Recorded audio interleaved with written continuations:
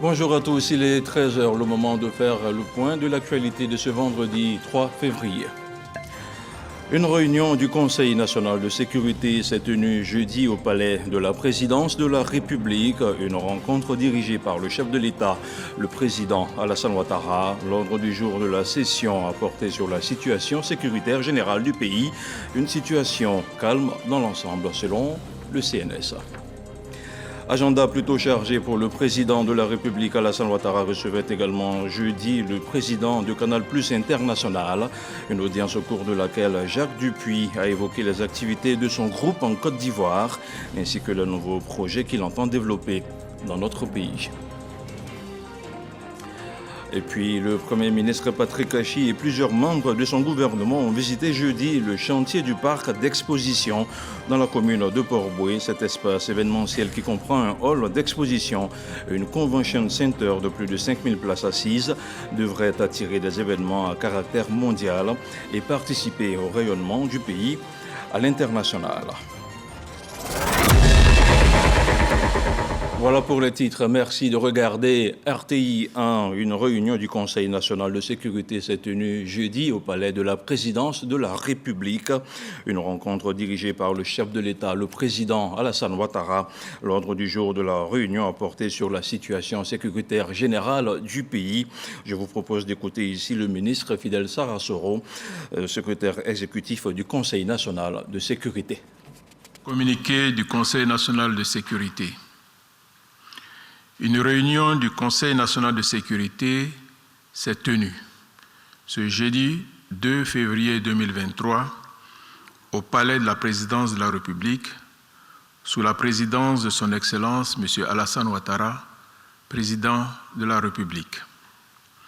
L'ordre du jour de la réunion a porté sur la situation sécuritaire générale. Le Conseil national de sécurité, à la suite de la présentation du ministre d'État, ministre de la Défense, note avec satisfaction que la situation sécuritaire est calme sur l'ensemble du territoire national.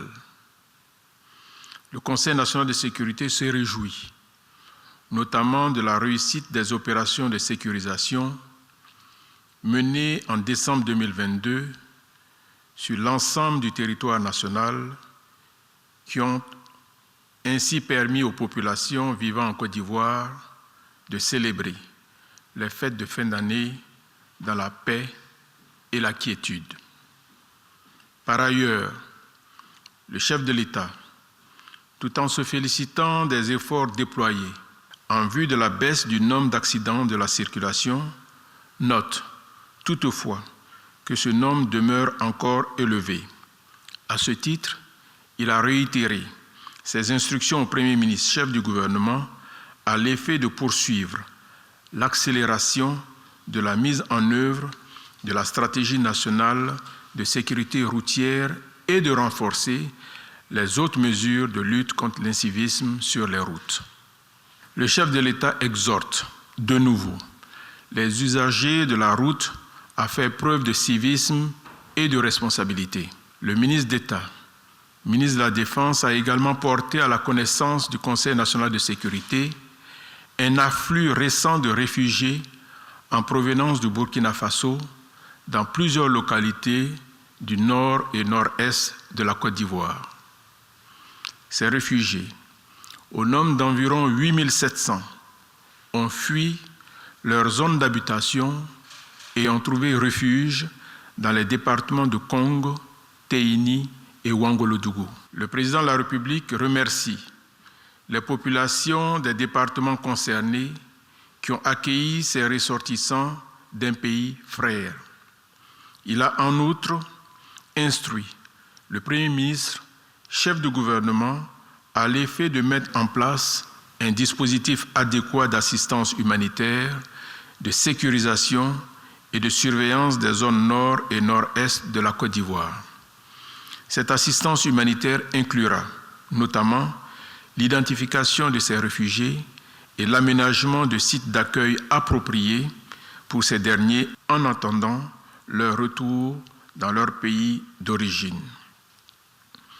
À la suite de la présentation faite par le ministre des Eaux et Forêts, le Conseil national de sécurité note aussi avec préoccupation la situation alarmante de la forêt classée de Languédégoudou, située à l'entrée nord de la ville d'Abidjan, et des forêts classées de la région du Tchologo, en proie à des occupations et activités illégales des populations riveraines. Dans ce contexte, le chef de l'État a donné instruction au Premier ministre, chef du gouvernement et au ministre des Eaux et Forêts afin que des mesures idoines soient prises dans les plus brefs délais en vue de la délimitation et de la protection de ces forêts ainsi que de la sensibilisation des populations riveraines. Le Conseil national de sécurité tient, par ailleurs, à condamner fermement les attaques répétées au sein de nos forêts classées contre les agents des eaux et forêts dans l'exercice de leurs fonctions. Le président de la République, tout en adressant ses félicitations et encouragements à ses agents, les assure du soutien du gouvernement. Le chef de l'État invite, en outre, les populations riveraines des forêts classées à coopérer pleinement avec les agents des eaux et forêts et à respecter les lois foncières en vigueur dans notre pays. Enfin, au regard du bilan sécuritaire globalement satisfaisant, le président de la République réitère ses félicitations au ministre en charge de la Défense et de la Sécurité, au Grand Commandement, ainsi qu'à l'ensemble des acteurs engagés dans la sécurisation et la stabilité de notre pays. Il les invite à poursuivre les actions en cours pour améliorer davantage la sécurité en Côte d'Ivoire. Fait à Abidjan le jeudi 2 février 2023. On reste au palais de la présidence de la République où le chef de l'État recevait jeudi le nouveau patron de la CGCI, la Confédération Générale des Entreprises de Côte d'Ivoire, une rencontre au cours de laquelle le président Alassane Ouattara est revenu sur le rôle crucial du secteur privé ivoirien dans la création de richesses nationales. On retrouve encore une fois Viviane Aïma. Élu le 30 novembre 2022 comme nouveau président de la Confédération Générale des Entreprises de Côte d'Ivoire, la CGCI, Ahmed Cissé a été reçu ce jeudi 2 février par le président de la République Alassane Ouattara au palais présidentiel. Il était accompagné de son prédécesseur Jean-Marie Akka à cette rencontre. Le président de la République a prodigué ses félicitations au patronat ivoirien et a exhorté le secteur privé ivoirien à prendre toute sa place dans l'économie nationale. Je viens de recevoir les dirigeants du patronat de Côte d'Ivoire avec beaucoup de plaisir. Le président sortant, mon jeune frère Jean-Marie Akka, et le président élu Ahmed Cissé, que mon jeune frère, je les connais tous les deux très bien. Je sais qu'ils font un excellent travail et je leur ai dit, comme par le passé, que pour moi, le secteur privé doit être le moteur de la croissance et le secteur privé par les Ivoiriens. J'ai beaucoup insisté sur le fait que la Côte d'Ivoire est un pays libéral, un pays ouvert, mais que nous tenons à ce que les entrepreneurs ivoiriens aient une place de choix dans notre politique. Donc nous travaillerons à cela ensemble. Je les connais, je sais qu'ils sont très compétents, très engagés, et ceci est nécessaire non seulement pour les investissements et les exportations, mais également pour la création d'emplois. La Côte d'Ivoire a des critères macroéconomiques particulièrement bons depuis quelques années. Ça, c'est grâce aussi à vous, monsieur, le secteur privé, qui fait un excellent travail, qui paie ses impôts, qui emploie des jeunes gens, et je compte beaucoup sur vous pour que cela puisse continuer. Le nouveau président de la CGCI est un homme d'affaires aguerri, administrateur de plusieurs sociétés et fondateur d'entreprises. On enchaîne avec une autre rencontre du chef de l'État, celle avec le président de la chaîne de télévision Canal+ International. Jacques Dupuis est porteur de nouveaux projets dans le domaine des télécommunications, de l'audiovisuel, de la communication et de l'environnement. On retrouve le compte-rendu de Viviane Aïma. Canal+, la chaîne de télévision privée à péage, vient de développer de nouveaux projets destinés à sa clientèle. Le président de Canal+ International, Jacques Dupuis, est venu présenter ces nouveaux projets de sa chaîne au président de la République, Alassane Ouattara, avant leur lancement dans l'espace audiovisuel ivoirien. Nous avons rencontré le président pour rendre compte des nouveaux projets que l'entreprise Canal+ développe en Côte d'Ivoire. Et à cette occasion, je voulais partager avec vous deux projets importants.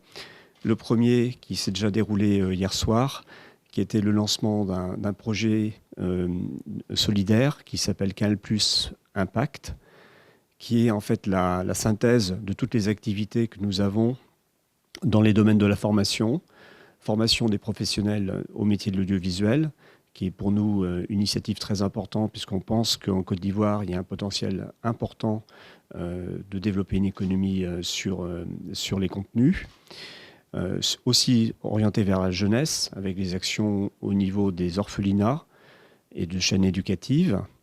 Et puis, troisièmement, de mettre nos antennes à disposition sur Canal+, auprès d'ONG qui souhaitent amplifier leur message et atteindre une population plus large pour faire passer des messages, que ce soit des messages de santé, des messages d'éducation, des messages environnementaux.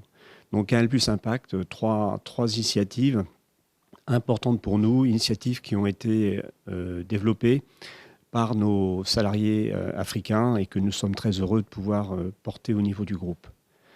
Et puis la deuxième initiative que nous avons annoncée, que nous allons annoncer ce soir, donc là c'est un peu une avant-première, c'est le lancement d'un nouveau décodeur connecté de dernière génération pour les abonnés, nos abonnés Canal+, en 4K Ultra HD, donc ça veut dire avec une image de très haute définition, avec également un son de très bonne qualité, et puis qui a des fonctionnalités digitales, un décodeur qui est connecté et qui permet donc de regarder non seulement les chaînes en linéaire de façon traditionnelle, mais aussi de choisir des programmes à la demande et de pouvoir les voir au moment où c'est le plus pratique pour nos abonnés, en offrant une librairie de contenu très très large au travers de toutes les chaînes qu'on diffuse.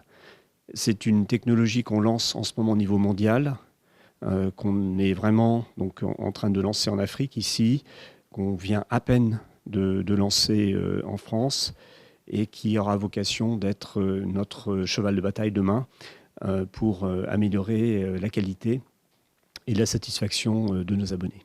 La chaîne Canal+ compte plusieurs millions d'abonnés en Côte d'Ivoire. En 2020, la Côte d'Ivoire devenait le 3e pays mondial ayant le plus d'abonnés de Canal+ après la France et la Pologne. Les travaux du futur parc d'exposition d'Abidjan avancent bien, c'est le Premier ministre qui le dit. Patrick Kachi s'est rendu sur le chantier en compagnie de plusieurs membres de son gouvernement. Le site bâti sur 35 hectares devrait se positionner comme un joyau touristique et commercial. Son espace événementiel comprend justement un hall d'exposition et une convention center de plus de 5000 places. Plus de détails dans ce reportage de Franck Kodio. Du ciel, bien visible, la pointe argentée du dôme métallique. La structure culmine à plus de 37 mètres de haut. Voici la fameuse Convention Center et sa voisine, le Hall 1. Construit sur 35 hectares en zone aéroportuaire, le parc d'exposition d'Abidjan prend forme. Nous sommes aujourd'hui à environ à 95% de réalisation de l'ouvrage. Et ce parc d'exposition va permettre en fait de drainer ici même souvent certaines rencontres internationales, pas forcément organisées par la Côte d'Ivoire, mais qui peuvent venir se tenir sur notre territoire. Donc vous voyez l'impact sur le secteur touristique, sur le secteur aérien, sur tous les métiers connexes au tourisme, etc. L'espace dans quelques mois pourra accueillir forums, expositions, salons, concerts et même des événements sportifs et culturels d'envergure. Le respect du délai prescrit a du prix aux yeux du gouvernement. Le sens donc de cette visite d'imprégnation du Premier ministre Patrick Kachi, accompagné de plusieurs membres du gouvernement. C'est quelque chose qui est attendu depuis plus de 40 ans. Et grâce à son Excellence, Monsieur le Président de la République, Alassane Ouattara, c'est devenu pratiquement une réalité. Je dis pratiquement puisqu'il s'agit d'une visite de chantier chantier qui est supposé s'achever fin mai. Le président nous a instruit de visiter ce chantier afin de nous assurer avec les différents ministres concernés que tout se passait bien, que les derniers réglages étaient faits, que les derniers travaux qui restaient à faire finiraient dans les délais, ce dont nous sommes rassurés. Et donc nous partons satisfaits, fiers et heureux que ce nouvel édifice vienne ajouter à de nombreux autres qu'Abidjan a déjà. Le hall 1, environ 5000 mètres carrés, et comprenant 160 fosses techniques avec 2 salons, des salles VIP, dont une présidentielle, sont visités. De même, la Convention Center avec ses 52 000 places assises et des bâtiments attenants faisant office de bureau. Tout est en place donc, et le symbole exprimé par la construction de cet édifice ravit le chef du gouvernement. L'activité de l'événementiel est devenue aujourd'hui un des secteurs porteurs de croissance, créateurs d'emplois les plus importants au monde. Et un pays digne de ce nom doit être capable d'accueillir des événements de toute nature, culturelle, commerciale surtout, agricole, dans un espace qui est en adéquation avec les besoins du monde d'aujourd'hui. Le parc des expositions d'Abidjan, futur fleuron commercial, touristique et culturel du pays, sera mis à disposition fin mai 2023. Cette semaine, le dossier politique de la rédaction de RTI 1 s'intéresse au prix Félix Houphouët-Boigny pour la recherche de la paix, institué en 1989 et adopté par une résolution parrainée par 120 pays. Il a été également adopté par la 25e session de la conférence générale de l'UNESCO, un prix qui sera décerné cette année à l'ancienne chancelière allemande Angela Merkel, une cérémonie qui se tiendra à Yamoussoukro, un dossier préparé par Sidonie Davila. Nous sommes en 2011. Le président Alassane Ouattara vient d'accéder à la magistrature suprême. Le chef de l'État prend part au siège de l'UNESCO à Paris à la remise du prix Félix Houphouët-Boigny pour la recherche de la paix. 12 ans après, le prix est en terre d'Eburnie pour être remis à Angela Merkel, ex-chancelière allemande. Une présence en Côte d'Ivoire qui coïncide avec le 30e anniversaire du décès du président Félix Houphouët-Boigny, initiateur du prix. La cérémonie du prix Félix Houphouët-Boigny confirme la grandeur d'esprit du très illustre président Houphouët-Boigny, père fondateur de la Côte d'Ivoire moderne. Mais cette cérémonie consacre aussi le leadership incontestable du président Alassane Ouattara, donc de la Côte d'Ivoire, dans l'ordre mondial actuel, basé essentiellement sur la recherche et le maintien de la paix. Alors, Premier ministre du président Félix Houphouët-Boigny, le chef de l'État Alassane Ouattara participe à la mise en œuvre du prix. C'est aussi la symbolique d'un État qui, par la puissance, par la vision, par l'engagement, par l'idéal de son président, le président Alassane Ouattara, est en train de marcher dans les pas du président Félix Houphouët-Boigny, lui qui a été son premier ministre. Le président Alassane Ouattara a procédé à l'ouverture du dialogue avec l'ensemble du corps politique en Côte d'Ivoire afin de dresser les problématiques qui pourraient entraver la stabilité de la Côte d'Ivoire. L'histoire récente de la crise entre la Côte d'Ivoire et le Mali a fini par démontrer que le président Ouattara était doté d'une grande sagesse, d'une grande patience et d'une grande capacité de résilience. Si le président Abdou Diouf est le parrain du prix, si le président Bédi en est le protecteur, le président Alassane Ouattara est la conscience vivante du prix Félix Houphouët-Boigny pour la recherche de la paix. La cérémonie se tient généralement à Paris.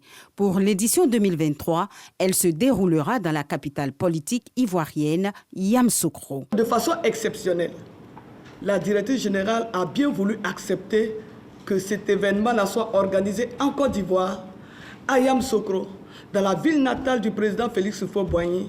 Il ne peut pas avoir meilleur hommage au président Houphouët-Boigny que d'organiser cet événement-là 30 ans exactement après son décès. À chacune des distinctions, c'est un chèque de 122 000 €, soit 80 millions de francs CFA, repartis au besoin entre les récipiendaires, une médaille d'or et un diplôme qui sont distribués.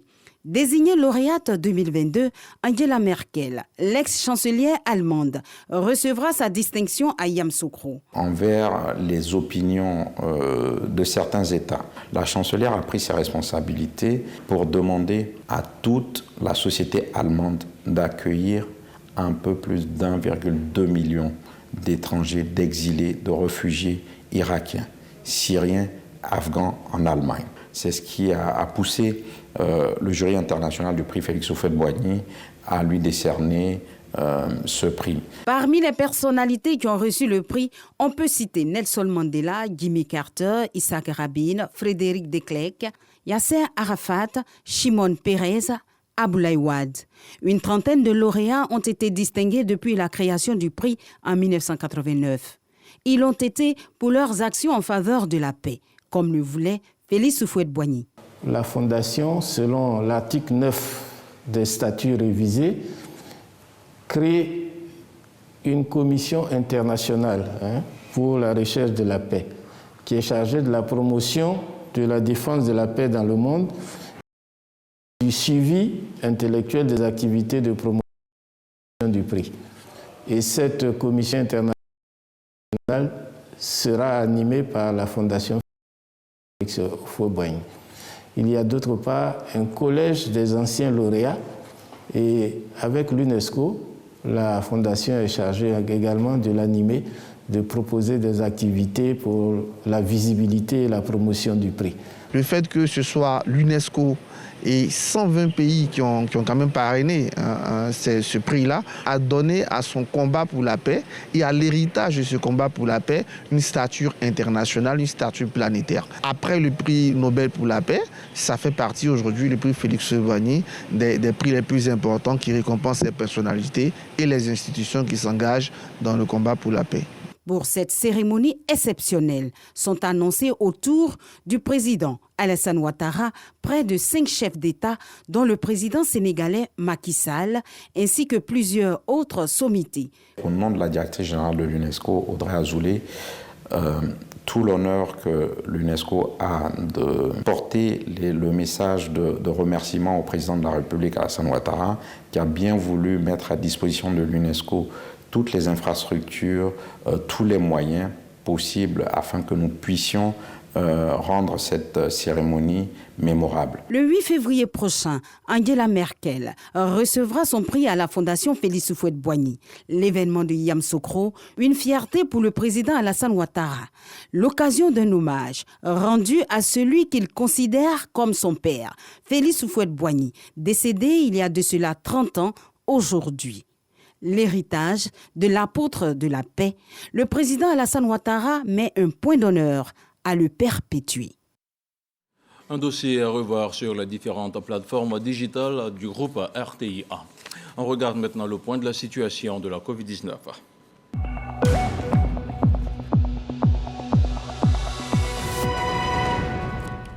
Le ministère de la Santé, de l'Hygiène publique et de la couverture maladie universelle a enregistré jeudi 4 nouveaux cas de Covid-19 sur 221 échantillons prélevés, soit à 1,8% de cas positifs, 3 guéris et 0 décès.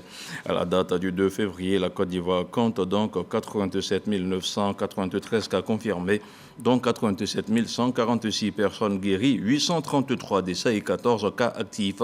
Le nombre total d'échantillons est d'1 672 411.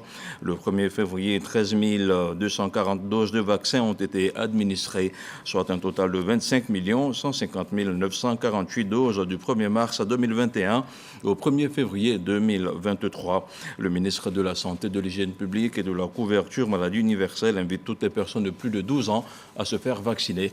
Il rappelle que le vaccin contre la Covid-19 est gratuit et volontaire. Santé animale à présent avec ce renforcement de capacité dédié aux formateurs des agents des services vétérinaires. Lancé depuis le 30 janvier dernier, il a pour objectif d'instruire les impétrants sur les normes de l'OMS pour le bien-être des équidés. Une formation initiée par le ministère des Ressources animales et halieutiques en collaboration avec une ONG britannique. Un reportage de Mohamed Khalid Diomandé, commenté par Jean-Marc Adjadji. L'ONG britannique Brook, leader dans le bien-être des équidés, notamment des chevaux et des ânes, est présente à Abidjan. Un séjour consacré au renforcement des capacités des formateurs des agents du ministère des Ressources animales et halieutiques sur le bien-être animal. 3 jours pour outiller ces formateurs en matière de nutrition, de prise en charge médicale et de lutte contre l'abattage des ânes et des chevaux. Nous avons un décret pour réglementer déjà l'abattage et pour interdire l'exportation, en vue de sauvegarder cette espèce-là, surtout les ânes, qui est une espèce menacée au niveau mondial, notamment dans notre sous-région. Les équidés de trait sont des animaux qu'on appelle invisibles. Les gouvernements ne les mettent pas dans les programmes ou dans les politiques de développement ou dans les stratégies de l'élevage. Donc il était important justement de les ramener à l'ordre du jour parce que ce sont des animaux qui économiquement ont un impact significatif sur les communautés qui sont les propriétaires, mais également sur les économies nationales. En 2020, l'État de Côte d'Ivoire s'est doté d'un code relatif à la santé publique vétérinaire. À travers ce code, le gouvernement fait du bien-être animal une priorité. Ce renforcement de capacité sur le bien-être des équidés s'inscrit donc dans la droite ligne de l'action gouvernementale et revêt une importance capitale pour les agents, selon la représentante du ministère de tutelle. Les agents même qui sont au cœur de la surveillance des animaux doivent avoir les outils nécessaires pour pouvoir conduire. Donc cette session, c'est la formation des formateurs et eux, ils seront chargés de transmettre, disons, les outils qu'ils auront pour que nos agents sur le terrain puissent prendre soin de nos animaux. Une série d'exercices pratiques dans un centre d'équestre est prévue à l'issue de la formation. Et ce dernier hommage à Germain Olo, le vice-président du Sénat, décédé en décembre dernier à l'âge de 71 ans, a reçu les honneurs de l'ensemble des sénateurs ivoiriens et ceux des représentants des institutions de la République. Le président Jeannot Ahoussou Kouadio n'a pas manqué de saluer les qualités humaines et professionnelles du disparu, un homme doté d'une grande vision, nous rapporte Herman Guibé. Le Sénat de Côte d'Ivoire pleure son vice-président. Olo, un hommage Germain, arraché à l'affection des siens le 28 décembre dernier, à Istanbul, en Turquie. Aujourd'hui, ils sont tous présents, ses pairs sénateurs et parlementaires, venus lui rendre cet hommage solennel. À leur tête, le président de l'institution, Ahoussou Kouadio Jeannot. C'est d'ailleurs lui qui ouvre le piquet d'honneur. La minute de silence tant redoutée, preuve indélébile de la douloureuse séparation. À tour de rôle, les sénateurs et autres représentants d'institutions imiteront son exemple. Des regards phagocytés par la douleur que tentent de masquer des lunettes de soleil. La famille du défunt, le Sénat de Côte d'Ivoire, pleure son vice-président et honore sa mémoire. Madame Olo, chères sœurs, chers enfants Olo, Yako, à vous, j'ai connu votre époux et votre père dans les années 1995. Je puis personnellement témoigner que pendant tout ce temps, il a été constant dans ses choix et dans sa vision.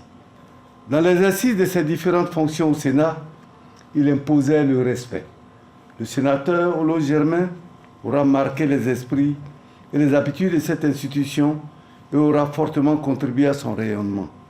Il était un sage. Nous, sénateurs, nous sommes extrêmement fiers d'avoir partagé avec lui ces quelques années de marche commune au sein de notre institution. Cher frère Olo, seule la mort pouvait imposer sa loi.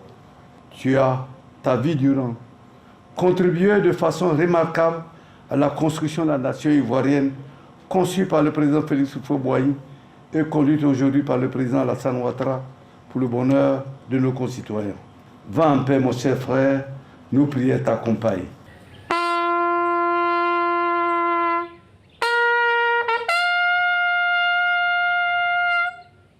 Les honneurs militaires sont délivrés aux défunts par un détachement de la garde républicaine. Le drapeau de la nation est ensuite remis à la veuve du disparu.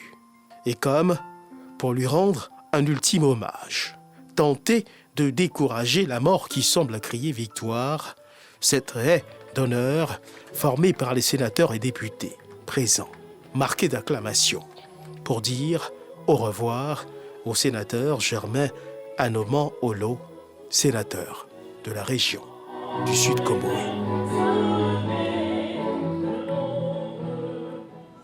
Et c'est avec la sonnerie aux morts que nous refermons ce journal. Restez connectés à l'info avec RTI 1.